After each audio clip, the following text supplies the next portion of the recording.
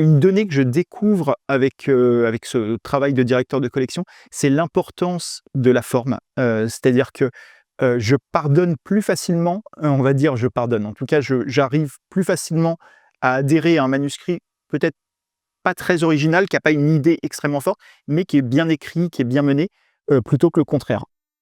Bonjour, nous sommes ravis de vous accueillir. Pouvez-vous vous présenter, s'il vous plaît? Je m'appelle Vincent Mondiot, je suis écrivain depuis bien plus de 20 ans maintenant et je suis depuis beaucoup plus récemment que ça, directeur de collection de la collection Nocturne chez Actes Sud Jeunesse, une collection, spécialisée en horreur. Quels sont vos critères de sélection des manuscrits? Alors ils sont très subjectifs, je crois qu'il ne faut pas s'illusionner, à prétendre à une objectivité. Le critère, c'est vraiment: est-ce que ça m'a plu? Donc comment ça me plaît? Après, il y a forcément, des critères un peu plus précis. Je cherche, à l'heure actuelle, en tout cas, c'est une collection un peu naissante, hein. Pour l'instant, on a publié 4 romans. Là, on travaille, sur le 5e. Je cherche déjà une première chose, c'est qu'ils ne se ressemblent pas. C'est important au bout d'un moment. Il y a quand même une donnée, externe au manuscrit lui-même qui est de ne là, par exemple, sur les 4 premiers, il n'y a pas 4 figures d'horreur, similaires, quoi. On en a un qui est sur une possession démoniaque, un autre qui est sur une expérience scientifique, un autre sur des fantômes. Voilà, on va essayer de je vais pas prendre un deuxième avec des fantômes, par exemple, en tout cas pas dans l'immédiat. Et ça, c'est une donnée importante, hein, qui est presque professionnelle. Une donnée que je découvre avec ce travail de directeur de collection, c'est l'importance de la forme. C'est-à-dire que, je pardonne plus facilement, on va dire je pardonne, en tout cas j'arrive plus facilement à adhérer à un manuscrit peut-être pas très original, qui a pas une idée extrêmement forte, mais qui est bien écrit, qui est bien mené, plutôt que le contraire. Une très bonne idée, mais mal mise en scène, mal écrite. Je suis étonné depuis que je suis directeur de collection du nombre de manuscrits mal écrits. Très honnêtement, et je parle pas d'orthographe en disant ça, je parle même de phrases qui ont pas vraiment de sens, de syntaxe, qui est pas maîtrisée et ça, c'est très dur. En tant que même simplement à lire le manuscrit, je sais assez rapidement que ça va pas le faire. Il y a trop de travail parce que derrière, il va falloir travailler et même en termes de gestion du temps par avance, je ne peux pas me lancer dans un manuscrit de 300 pages où chaque phrase va devoir être retravaillée. Donc ça joue forcément, c'est même très important. Heu, on a peut-être trop tendance à faire croire aux auteurs débutants que bon, les éditeurs seront là pour corriger. Oui, dans une certaine mesure, mais il y a une maîtrise de l'écriture, du style d'écriture, fictionnelle minimum à avoir quand même, donc tout ça joue, heu, comme je dirige une collection d'horreur, il y a le critère de la peur. Faut que ça fasse peur, qu'il y ait une ambiance travaillée à ce niveau-là. C'est l'objectif de l'horreur, c'est le propre du genre horrifique, c'est de vouloir faire peur, donc faut qu'il y ait ça et le dernier critère important, qui a pris de l'importance au fur et à mesure que je prenais des manuscrits, enfin que je recevais des manuscrits, c'est le critère d'âge. Vu que moi je suis sur une littérature young adulte, ce que je publie, il faut pas que ce soit trop jeunesse, et il faut pas que ce soit trop adulte. En vrai, le critère, surtout que les personnages soient adolescents. Après, en termes d'intensité de l'horreur, on peut aller assez loin, autant qu'en adulte quasiment. Par contre, je reçois beaucoup des choses trop jeunesse, pour le coup. Donc là, ça fait partie des critères. J'ai reçu des bons romans jeunesse, mais vraiment pas pour moi, quoi. Quels sont les problèmes que présentent les manuscrits que vous refusez? Alors, vraiment la forme, ce qu'on disait, c'est-à-dire, le défaut principal. Oui, j'en suis même étonné parce que ça vient parfois d'auteurs déjà publiés, et je me dis: «Waouh, en fait, il y a peut-être beaucoup de travail d'édition derrière dont on n'est pas au courant». Je suis, étonné de la maîtrise parfois un peu hasardeuse, en fait, de l'écriture. Encore une fois, je ne parle pas d'orthographe, en fait, je parle de phrases, un enchaînement sans fin de phrases, sujet, verbe, complément. Enfin, c'est très étonnant, donc ça, c'est un défaut qui revient pas mal. Alors, pas tous les manuscrits heureusement, mais voilà, c'est le défaut premier. Le deuxième défaut, qui revient régulièrement, c'est peut-être, une volonté de mettre trop de choses. J'ai l'impression que, c'est je pense que c'est quelque chose d'auteurs, débutants. Je dis ça sans mépris, mais d'auteurs qui sont peut-être, sur un premier, deuxième, troisième manuscrit, mais qui ont envie de dire trop de choses dans la même histoire, de mettre trop d'ingrédients. on part sur une histoire de camp de vacances hantés, puis on rajoute des expériences gouvernementales, puis on rajoute, un cimetière indien. Peut-être qu'il fallait choisir et peut-être que ces 3 idées peuvent faire 3 romans en réalité et pas un seul, quoi. Ça, c'est un défaut qui est revenu dans plusieurs manuscrits. Hem, un défaut alors que je trouve qui est au-delà des manuscrits, mais que je trouve, très, important en France, je trouve qu'il y a un déficit, sur le sujet des dialogues, que beaucoup de gens ne prêtent pas assez attention au dialogue, en font un simple outil narratif, parmi d'autres, où ça donne des infos, donc ça donne un côté très artificiel, de gens qui disent des choses qu'en fait personne ne dira à haute voix à ce moment-là, pour nous résumer l'histoire. Redis-nous ce qu'on fait dans cette voiture». Non, personne, tout le monde sait pourquoi ils sont dans la voiture. Il va falloir le dire autrement. Et je trouve que les dialogues sont globalement assez mal écrits. Il y a plein d'exceptions encore une fois, il y a plein d'auteurs qui écrivent des très bons dialogues, mais de manière générale, c'est souvent l'aspect qui pêche en termes d'écriture, hem, avec des voix pas assez, vocales, justement, enfin, voilà, c'est les gros problèmes, qui reviennent, hein, régulièrement de manuscrit en manuscrit. Faites-vous retravailler les manuscrits? Oui, ah, vous voulez dire en indépendance, par l'auteur? Ouais, ça arrivait 2-3 fois, c'est-à-dire, alors évidemment tous les manuscrits sont retravaillés par nous, par moi, par Actes Sud, une fois qu'ils sont signés. C'est arrivé 2 fois, je crois, que j'ai dit à un auteur: «J'aime bien l'idée de ton manuscrit, j'aime bien ce qu'il y a, je pense qu'il y a quelque chose, mais il manque du travail. C'est pas assez précis. Si tu as envie, retravaille-le de ton côté. Là, à l'heure actuelle, je peux pas te signer sur ce qu'il y a. Retravaille-le et tu me le reproposes quand tu l'as retravaillé, quoi». Mais c'est compliqué de faire ça parce que on demande à quelqu'un de travailler sans contrepartie, sans promesse. J'insiste sur le fait que peut-être que ça ne suffira toujours pas et dans les faits, ça n'a toujours pas suffi, les 2 fois où je l'ai fait. Donc c'est vrai qu'aujourd'hui, je suis d'autant plus prudent parce que j'ai pas envie de donner des faux espoirs non plus aux auteurs. Hem, quand je pense que ça va pas le faire, je demande pas de retravailler parce que, beh, je les fais travailler «gratuitement» entre guillemets, donc c'est un peu sensible comme sujet. Je le comprends, je suis auteur moi-même. C'est compliqué de parce que forcément tout à l'heure j'en parlais, c'est forcément subjectif, mes critères de sélection et donc mes critères à dire: «Il faudrait que tu retravailles» sont aussi subjectifs. Donc je demande à un auteur ou à une autrice de retravailler sur la base de mon goût en fait, sans la signer. Donc c'est discutable quoi. Donc j'essaye de moins en moins de faire ça en fait. C'est-à-dire, il faut que je prenne une décision. C'est aussi mon travail de directeur de collection. Il faut que je dise oui ou non. L'entre-deux est compliqué à gérer. Sur un manuscrit signé? Alors oui, bien sûr, sur un manuscrit signé, par contre, ça fait partie du travail. C'est notre travail d'éditeur mais on le fait à 2 pour le coup, enfin à 2. C'est-à-dire que je vais donner des indications beaucoup plus précises. C'est mon travail. Donc ça c'est même, inévitable. Après, suivant les manuscrits, le travail d'édition est plus ou moins important, mais de base, si on l'a signé, c'est que de toute façon, normalement, le travail d'édition n'est pas trop important, parce que sinon on l'aurait pas signé. Si la distance est trop grande jusqu'à un roman, qu'on estime, digne d'être en rayon, quoi. Mais oui, oui, non, c'est normal et en fait, c'est une manière de serrer les derniers écrous, d'affiner le truc pour que ce soit aussi bien que possible. Recevez-vous, beaucoup de manuscrits chaque année? Alors pas si énorme en réalité, parce que comme c'est une collection très spécialisée horreur et young adulte, ça fait 2 critères bien précis. Je dirais que je reçois un manuscrit par semaine, hein, ce qui reste très gérable, hein, hem, j'en ai reçu un peu plus au lancement de la collection, parce que les gens en fait ne savaient pas ce qu'était la collection. J'ai reçu tout et n'importe quoi, pendant les 1 semaines. Là, ça s'est calmé et mais c'est pas représentatif. C'est-à-dire qu'un éditeur de manière générale, reçoit beaucoup plus que ça. Moi, c'est que c'est très précis ce que je fais. Donc, heureusement, je reçois pas trop de manuscrits complètement hors sujet à l'heure actuelle, quoi. Donc ouais, je dirais un par semaine, quelque chose comme ça. Combien de manuscrits publiez-vous parmi ceux que vous recevez spontanément? Beaucoup moins que ça. Beh, en plus alors il y a 2 déjà parce que la plupart des manuscrits ne me plaisent pas ou en tout cas ne me plaisent pas assez. Et il y a une donnée purement externe, c'est que Actes Sud me donne, 3 créneaux par an. Donc il faut que je sois sûr de mes manuscrits. J'ai 3 livres à sortir par an, pas plus.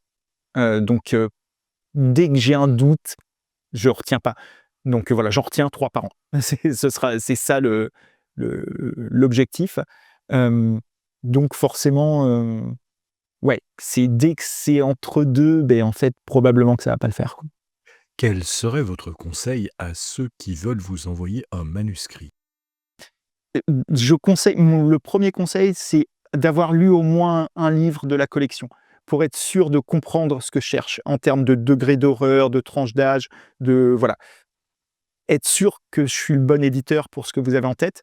Et le deuxième, c'est de pas écrire pour moi non plus. Ça peut paraître contradictoire avec mon premier conseil, mais c'est-à-dire, soyez sûr que le roman que vous m'envoyez, c'est un roman que vous aviez envie d'écrire, en fait, et pas juste: «Ah, il y a une collection horreur qui vient de se créer, ça peut être intéressant d'y être». Hem, Ça se voit, en fait, les romans qui suivent une recette. Je suis auteur moi-même, je suis éditeur, je suis fan d'horreur. Je vois quand vous avez suivi le cahier des charges, et c'est pas une bonne idée. Le but, c'est de surprendre un peu l'éditeur, quoi, heu, de me faire sortir de ce à quoi je m'attends, enfin, ce que je m'attends à lire. Hem, donc ouais, en fait, si vous avez un roman qui peut correspondre à Nocturne, envoyez-le, mais n'en écrivez pas un en vous disant: «Je vais écrire pour Nocturne», quoi. Voilà, ce serait mon conseil. Comment vous êtes-vous formé à la narration et à l'écriture? Alors oui, je vais faire des réponses, très tarte à la crème, je pense. Je me suis formé surtout, par la lecture, c'est-à-dire que j'ai énormément lu. Et c'est compliqué à dire, c'est toujours très compliqué de savoir pourquoi notre caractère est plutôt ceci que cela. Je pense que je me suis posé depuis assez jeune, de manière un peu informelle, hein, pendant longtemps, des questions sur pourquoi, tel film ou tel livre, me paraissait mieux qu'un autre, quoi. Qu'est-ce qui faisait que, je trouvais que c'était trop bien cette histoire-là et puis celle-là, je m'en fichais? Et je pense que c'est le point de départ de comprendre comment on fait des histoires, et pourquoi certaines sont mieux que d'autres. Et donc involontairement, il y a eu ça, je pense, qui m'a mis un peu sur le chemin de moi-même raconter des histoires. Chose que j'ai faite depuis tout petit, sans m'en rendre compte. C'est-à-dire que j'écrivais pas forcément, c'était pas des trucs, avec un début, une fin, c'était très informe, très, c'était beaucoup, des fanfictions. Le terme n'existait pas, mais j'étais en école primaire, des suites de mes jeux vidéo favoris, des choses comme ça. Mais ça fait que, je pense que j'ai beaucoup passé de temps avec moi-même à réfléchir à qu'est-ce qui me donnait satisfaction dans une histoire, une que j'écrivais ou une que je lisais. Et petit à petit, ces questions, en prenant de l'âge, sont devenues plus conscientes. Je me suis mis à vraiment réfléchir à, pourquoi un tel début de roman, il nous happe tout de suite, et tel autre, ah, j'ai mis 3 semaines à dépasser la page 100, quoi. Hem et voilà, ça s'est fait petit à petit. J'ai pas du tout suivi d'études pour ça.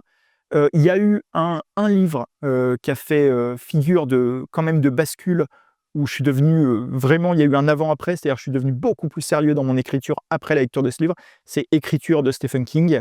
J'étais fan de Stephen King déjà, et celui-là, je l'ai lu en me disant: «Ça va être une, biographie». Bon, je me disais, j'écrivais déjà un petit peu, donc je me disais: «Ça peut être intéressant». Mais je pense que j'avais un truc, très, français, de méfiance des manuels d'écriture, et je me disais: «Bon, ah, ça va être des conseils un peu nuls, un peu, bon, un peu vus et revus». Heu et non, je conseille à tous les gens qui veulent écrire des histoires, le manuel écriture de Stephen King, il est vraiment bien. Donc et moi, il m'a mis au travail. C'est-à-dire qu'avant, j'écrivais un peu comme ci, comme ça, et après écriture, pendant plusieurs années, j'ai été un acharné de la discipline, quotidienne d'écriture, quoi. Pouvez-vous nous expliquer, selon vous, à quoi servent les histoires? À plein de choses, c'est très différent, suivant les moments de la vie, les moments de la journée. Ça peut autant servir à s'évader que justement à ne surtout pas s'évader, à mieux comprendre le monde. Je pense que la littérature et les histoires de manière générale, servent à codifier le monde, c'est-à-dire à le rendre compréhensible. Parce que la réalité ne raconte pas d'histoire. C'est-à-dire les périodes de nos vies, à de très rares exceptions près, pardon, ça arrive de temps en temps, mais il n'y a pas de début et de fin aux périodes de nos vies. On ne sait pas trop à quel moment, ma vie adulte a commencé, À quel moment c'est quoi ce que je suis en train de vivre à l'heure actuelle? C'est le tome combien de ma vie? J'en sais rien, je sais même pas c'est quoi les problématiques actuelles de ma vie. Je serais incapable de le dire. Est-ce que c'est tant différent d'il y a 5 ans? Il y a des choses différentes, mais pas vraiment. Donc voilà, tout ça est très flou, il y a pas d'histoire dans la réalité, quoi. En tout cas, on les comprend beaucoup plus tard si on a eu. Et les histoires, justement, servent à nous permettre de comprendre des choses qui sinon sont trop floues. On simplifie un peu avec les histoires. Les histoires sont plus simples que la réalité. Mais ça nous permet de la codifier, de la comprendre, de faire justement des archétypes, des tropes qui peuvent être très subtils, hein. C'est pas forcément des gros clichés, c'est pas le chat dans la poubelle. Mais ça nous permet de mieux comprendre, d'identifier ces archétypes et ces tropes dans la réalité aussi, je pense. C'est des grilles de compréhension. Les tropes sont-ils un outil utile ou quelque chose à éviter? Ça dépend lesquels, en fait, justement. Moi, comme je suis un gros fan de plein de choses, je suis très fan dans mon rapport à l'art. Il y a des tropes qui me gênent pas du tout parce que je suis content de les retrouver, en fait, quoi. Donc, il y en a que j'attends même dans les films d'horreur ou quoi. Après, en tant que créateur, en tant qu'artiste, faut quand même faire attention à au moins un petit peu les réinventer. C'est-à-dire qu'il y a une limite entre vouloir s'inscrire dans une tradition, donc qui demande de réutiliser des tropes, voilà, mais ce serait bien de ne pas les réutiliser à l'identique, qu'ils ont déjà été faits, 30 fois. Hem, c'est à la sensibilité de chacun. Ouais, je pense que faut au moins essayer de se les approprier un peu, de surprendre un petit peu quand même, de pas les si on les voit venir, en fait, ça n'a que peu d'intérêt. On les connaît déjà, donc il y a le petit côté clin d'œil. Ça marche, en fait, si c'est vraiment au détour d'une phrase, un petit je pense, par exemple, je sais pas pourquoi c'est ça qui me vient. Au cinéma, dans le cinéma d'animation, il y a alors c'est pas un trope à proprement parler, mais c'est un truc qui revient, c'est le Akira slide. Vous voyez dans le film Akira, il y a Kaneda, le héros du film Akira, dérape avec sa moto d'une manière très spécifique, qui physiquement n'est pas possible. Et ce truc-là est présent, exactement ce truc qui est très spécifique. Quand on le voit, on le reconnaît. C'est présent dans genre 200 films d'animation. Chacun a mis son petit Akira slide, qui est un hommage à Akira, en fait, quoi. Et ça dure à chaque fois une seconde, en fait, dans le film. Donc, c'est un hommage, c'est un clin d'œil pour ceux qui le reconnaissent, il y a pas de problème. Par contre, un trope ah, en fait, c'est le chat, on se retourne, on croit que c'est le monstre, en fait, c'est le chat qui sort de la poubelle. Eh, celui-là, bon, il devient gênant, en fait. C'est-à-dire que ça dépasse le clin d'œil, ça devient un outil narratif réel et c'est un outil narratif qu'on connaît par cœur. Donc, celui-là, va peut-être falloir le réinventer un tout petit peu, quoi. Voilà. Comment travaillez-vous sur l'intrigue, sur la structure d'un roman? Alors ça dépend, j'ai tendance à classer mes histoires en 2 catégories. J'ai les histoires à personnages justement et les histoires à histoire, les histoires à scénario, on va dire. C'est-à-dire que j'ai une partie de mes romans qui sont basés sur des personnages. Ça ne veut pas dire qu'il y a pas de scénario, mais l'enjeu est plus de suivre, la psychologie, la vie quotidienne de certains personnages. Auquel cas, ces romans-là, je les structure le moins possible dans ma tête. Je n'ai pas de plan, j'avance. Encore une fois, je vois 2-3 scènes, je vois à peu près où je veux aller, mais j'essaye au maximum de me libérer des contraintes, enfin des contraintes, du cadre, d'un plan, parce que je pense que c'est mes goûts personnels et aussi ma recherche, moi, artistique, d'écrivain. Je dis pas du tout que c'est forcément la voie à suivre, mais moi, c'était ma recherche. Sur ces romans-là, je cherche à fond à m'affranchir, du récit en 3 actes, de ce genre de choses. J'aime beaucoup, moi, les récits de tranches de vie, les trucs où on se dit: «Beh, en fait, le roman, il aurait pu finir un chapitre avant ou un chapitre après, on ne sait pas trop». Et qu'en fait, les thématiques soient pas scénaristiques. C'est-à-dire sur pourquoi on raconte tel moment plutôt que tel autre. C'est pas simplement que ça fait avancer l'intrigue, c'est qu'en fait, ça dit quelque chose du personnage et que l'histoire, elle est dans ce chapitre et qu'en fait, chaque chapitre est peut-être une petite nouvelle, d'une certaine façon. Donc voilà, sur ces romans-là, je ne travaille pas la structure, volontairement. Et sur les romans à scénario, c'est très différent parce que là, pour le coup, quand je dis romans à scénario, en fait, c'est des romans qui vont plus avoir une architecture, en tout cas un enjeu narratif plus proche, soit d'un roman policier ou d'un roman de science-fiction, où là, il y a des promesses faites au lecteur, en termes de on va résoudre quelque chose. On pose des questions, il va falloir donner les réponses quand même, sinon il y a un petit côté, arnaque, en tout cas frustrant pour le lecteur. Donc là, ça nécessite beaucoup plus une construction. En général, c'est un peu comme ce que je disais sur les personnages. Je vais quand même écrire quelques chapitres sans avoir de plan, pour laisser vivre un peu l'univers, les personnages, mettre en place les choses. Et il y a toujours un moment où je fais une petite pause dans l'écriture, pas très longue, mais qui peut durer une semaine, et où là, je vais travailler un plan prévisionnel un peu chapitre par chapitre. En fait, moi, j'ai toujours qu'un document sur mon ordi qui est un fichier Word. Et il y a un moment où au début, j'écris le début, quoi, ça défile. Et à un moment, je m'arrête. Et là, je prévois chapitre par chapitre. Il y a 3 lignes par chapitre. C'est un plan très peu détaillé, mais où chapitre 13, ils rencontrent machin, ils s'en vont à la décharge. Je dis n'importe quoi, ça n'a aucun sens, mais ils trouvent le corps. Voilà, c'est tout. Je n'ai pas plus détaillé. Je me laisse la liberté de comment je vais mettre ça en scène, tout ça. Mais par contre, j'ai le plan au niveau de l'intrigue. Parce que s'il y a trop de questions posées, il faut être sûr qu'on va retomber sur ses pieds. C'est dangereux d'avancer sans plan quand on est sur une architecture un peu avec du mystère, une enquête, des choses comme ça. Comment travaillez-vous sur le premier chapitre? Alors c'est le chapitre pour le coup que je vais le plus réécrire quand même. Parce que, je sais à quel point c'est un enjeu, important quand même, par rapport au lecteur. Alors par rapport aux éditeurs déjà, mais même par rapport aux lecteurs, c'est bien que le premier chapitre, il attrape quand même. D'une manière ou d'une autre, ça ne veut pas forcément dire qu'il faut mettre des explosions, des trucs. Même dans la narration, voilà, les premières phrases, elles sont importantes quand même d'essayer de faire des premières phrases sympas quand même, quoi. Donc, ouais, moi je les relis quand même pas mal. Pour le coup, le premier chapitre, on va revenir dessus à la toute fin et tout. Euh, J'aime bien que le premier chapitre soit pas forcément, c'est pas forcément, comme je dis, une explosion, on rentre tout de suite dans l'histoire, mais un truc un peu surprenant. Heu, je suis en train de repenser à mes premiers chapitres, mes différents premiers chapitres.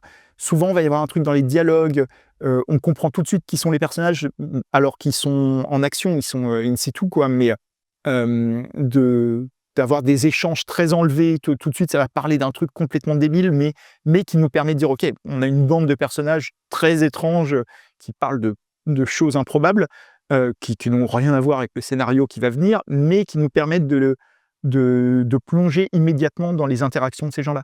Hem, c'est un peu instinctif le premier chapitre. Il y a un truc de le premier chapitre, comme je fonctionne beaucoup au départ, par image, c'est-à-dire que j'ai des images de scènes et il va falloir les relier entre eux, il faut que j'ai l'image du premier chapitre quand même. Celle-là, si je l'ai pas, j'ai du mal à commencer. Surtout que j'ai beaucoup de mal à ne pas écrire dans l'ordre. C'est-à-dire je sais pas, dire: «Bon, je vais écrire tel chapitre aujourd'hui». Non, j'écris dans l'ordre du roman. Donc je commence par le premier chapitre de fait et il faut que je l'ai en tête. Le premier chapitre en général, ouais, c'est une «vision» entre guillemets. C'est pas une vision magique, mais c'est-à-dire que je sais ce que je veux y mettre, quoi. Comment travaillez-vous sur le dernier chapitre? Heu, Plus facilement entre guillemets, parce que le dernier chapitre, le tout dernier, le vrai dernier, c'est souvent quand même un épilogue. Donc c'est-à-dire que moi j'aime beaucoup les écrire. Je trouve que c'est très agréable à écrire un épilogue. Il y a un truc de on redescend en douceur, c'est des chapitres que je n'ai aucune difficulté à écrire, contrairement au premier parfois. Parce que, on quitte les personnages, il y a un truc d'au revoir aussi. Et puis normalement arrivé à l'épilogue, on a notre voix narrative sur le roman. Heu, c'est plus émotionnel en fait, le dernier chapitre, c'est le moment où on dit au revoir quoi, à un projet aussi. Surtout que, comme j'expliquais, moi j'ai tendance à me relire, me corriger au fur et à mesure. Donc en vrai, quand j'arrive au dernier chapitre, c'est vraiment le moment où je vais pas tarder à refermer le fichier Word en fait, quoi.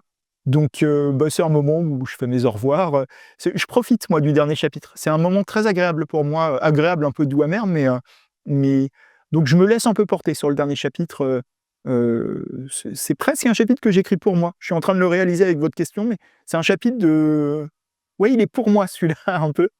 C'est moins le cas de l'avant-dernier chapitre en général, ou qui est celui qui boucle l'histoire, où celui-là, il faut un climax quoi, en général. Surtout un peu sur tous les romans de toute façon. Le moment où on va résoudre des choses, on va donner des réponses, je dis l'avant-dernier, ça peut être les 2-3 avant-derniers, mais voilà, le dernier acte, celui-là, il est plus narrativement, il est plus chargé, mais en général, quand même, on a fait le chemin jusque-là, donc on sait à peu près où. Comment gérez-vous la question du point de vue, c'est-à-dire, qui est le narrateur, qui raconte? C'est le truc sur lequel j'ai le plus souvent changé. Ça m'est arrivé plusieurs fois de commencer un roman à la troisième personne et de finalement le passer à la première ou vice versa. Alors ça vient assez vite, hein, c'est pas à la fin du roman que je fais ça. Mais au bout de quelques chapitres, il y a un truc en fait, je pense que c'est très lié à ce que je disais, les 2 catégories. C'est-à-dire que les romans personnages, les romans scénarios. Le roman scénario, ça va beaucoup plus appeler la troisième personne, le roman personnage, beaucoup plus la première. Il y a des exceptions, mais on est quand même, plutôt là-dessus. Hem Et parfois, je ne sais pas encore vers quoi je vais, en fait, au début. C'est-à-dire, je me dis que c'est un roman de personnage, puis finalement, le personnage, il vit quand même un truc hors du commun, dès le début. Puis je me dis: «Non, en fait, j'ai envie de suivre ce scénario, j'ai envie qu'il y ait une enquête, qu'il y ait une progression». Et ça passerait mieux en fait, j'ai besoin qu'il y ait d'autres persos aussi. Parce que c'est ça, la 3e et la première personne, la grosse différence, c'est que la troisième, on peut avoir plusieurs narrateurs, enfin plusieurs focalisations. Et si j'en ai besoin pour une intrigue, il y a des intrigues, c'est beaucoup plus utile de pouvoir faire intervenir d'autres personnages. Donc c'est plus ça, mais c'est vrai que c'est rarement un choix dès le début. Le choix dès le début va être instinctif. Et il y a un moment où il va se confirmer ou s'infirmer, et quand il s'infirme, bon, ben, faut retoucher 20 pages. Ça arrive relativement vite, hein. C'est rare que ce soit plus tard que ça. Mais même 20 pages, ça fait un peu long à passer à l'autre personne. Surtout que ça implique plus de changements que juste changer le sujet. Réécrivez-vous beaucoup quand vous travaillez sur un roman? Assez peu parce que en fait, je réécris en live. C'est-à-dire que ce que je fais, ça s'est travaillé au fil du temps. Ma méthode a beaucoup évolué, au fil des années là-dessus. Aujourd'hui, j'écris en fait, quand j'écris en général un bloc. C'est-à-dire soit un chapitre, soit une scène, quand c'est des chapitres avec plusieurs scènes. Mais en tout cas, j'essaye de ne pas interrompre une scène, dans l'écriture, de l'écrire, voilà. Sur la journée, je vais écrire une scène. Et cette scène-là, je vais faire en sorte que je vais les relire tout de suite, en fait. C'est-à-dire qu'en fin de journée, en fin de session de travail, j'ai plus ou moins ma scène finale. Alors évidemment, il y a toujours deux trois retouches à faire qu'on fait plus tard et tout, mais j'ai tendance en fait à lisser mon texte tout de suite, et à ne pas du tout faire, la méthode, Pomodoro, je crois qu'on appelle. C'est-à-dire d'écrire une première version un peu libre, sans du tout se relire, on avance, puis après on repasse sur l'intégralité du texte pour l'affiner, on repasse une troisième fois. Moi, je vais avoir tendance à faire ça, mais sur mon chapitre tout de suite, en fait. Ce qui fait que quand j'arrive à la fin du roman, en général, je fais une relecture de principe, mais c'est à peu près déjà fini, quoi. Et après, il y a un travail éditorial, évidemment, une fois que j'ai un éditeur, mais qui, pareil, moi, dans mon cas, il se trouve que c'est souvent assez, rapide. Parce que, je pense que oui, j'ai pris cette habitude d'essayer d'avoir la version finale, dès le début, quoi. Comment créez-vous vos personnages? Par l'écriture, c'est-à-dire que le personnage, souvent, j'ai une idée de départ, qui est très floue, qui est très vague, qui peut se résumer à, un garçon de 17 ans, qui vit dans une, ville de campagne. On en est là, on n'a pas tellement plus. Et moi, j'aime bien les faire vivre, mes personnages, par des premières scènes. C'est-à-dire que très souvent, quand je commence mon roman, je ne sais pas exactement où je vais. J'ai deux trois points, prévus pour être sur la trajectoire du roman, la trajectoire narrative, voilà. J'ai deux trois images, deux trois scènes que je sais, dont je sais qu'elles seront là à un moment. Mais souvent, mes persos prennent vraiment forme au bout de deux trois chapitres. À force de les faire parler, de les faire interagir entre eux. Il y a un moment où il rentre chez lui, il va bien falloir décrire sa chambre. Et ce qui va me venir à ce moment-là, en fait, va être semi-instinctif par rapport à ce que j'ai déjà écrit sur lui dans la scène d'avant, sa façon de parler. Je me dis: «Un gars qui parle comme ça, qui parlait comme ça avec ses potes, c'est forcément un fan de ça, ou alors forcément il vit dans tel milieu social», voilà. Et au bout de deux trois chapitres, normalement, ça y est, j'ai à peu près le perso. Ce qui peut nécessiter parfois de relire un peu les premiers chapitres, pour, bien lisser le tout, qu'il y ait pas d'incohérence, on va dire, dans la construction du personnage. Mais c'est vrai que je l'ai construit très peu en avance. J'ai juste, vraiment, oui, l'idée générale, très floue, et je laisse un peu vivre. Ça rejoint un peu ce qu'on disait tout à l'heure sur le dialogue aussi. Moi, ça passe beaucoup par le dialogue. J'aime beaucoup mettre mes personnages en interaction. J'écris, la plupart de mes romans sont des romans de bande, avec un groupe, de personnages, et c'est vrai que les interactions, c'est extrêmement utile pour construire les personnages. En plus, pour en construire plusieurs à la fois. Donc parce que forcément, quand on a une interaction, si on a un personnage qui est un peu agressif, machin, faut voir comment l'autre va répondre, et on contrebalance une bonne bande de personnages. C'est aussi des personnages qui se ressemblent pas trop, mais qui sont cohérents à mettre ensemble. Donc voilà, ouais, j'aime bien les construire par l'écriture. Quel serait votre conseil à un auteur débutant?